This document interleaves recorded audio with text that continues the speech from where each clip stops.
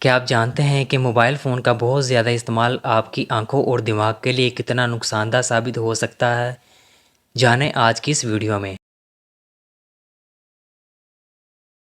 Social media جس نے ہماری زندگیوں کو آسان کیا ہے، جیسے کہ ہم بہت کم وقت میں اپنا پیغام، تحریر، تصویر اور ویڈیو بآسانی اور کم وقت میں لوگوں تک پہنچا سکتے ہیں۔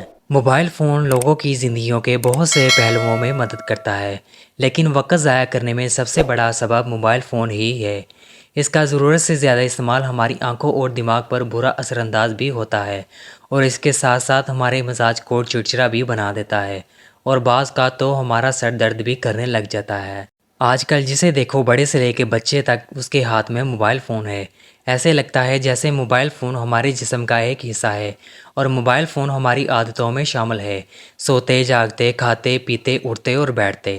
یہاں تک کہ موبائل فون کا استعمال اس قدر عام ہے کہ ایسے لگتا ہے جیسے موبائل فون آپ استعمال نہیں کر رہے بلکہ موبائل فون آپ کو استعمال کر رہا ہے۔ انسٹاگرام، ٹک ٹاک سمیت دیگر تمام ایپ جو مختصر دورانیہ کے ویڈیو والے فیچر پر مبنی ہے، یہ انسانی ذہن کے لیے نقصان دہ ثابت ہو سکتی ہیں۔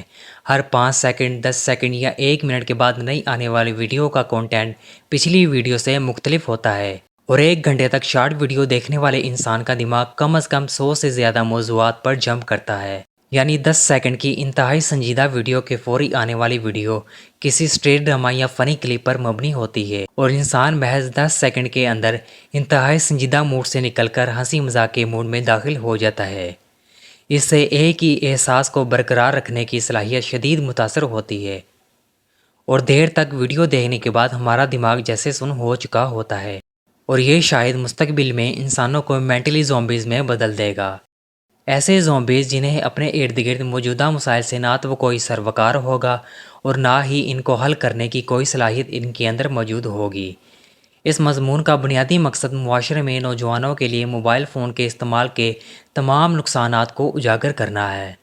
جدید دنیا نے موبائل فون کا استعمال بہت مثبت اور مفید طریقے سے کیا ہے، لیکن ہماری اس قوم نے موبائل فون کا استعمال صرف قیمتی وقت ضائع کرنے، ایک دوسرے کی بے عزتی کرنے، تنقید اور غیر ضروری سیاسی نفرتوں میں ضائع کر دیا ہے۔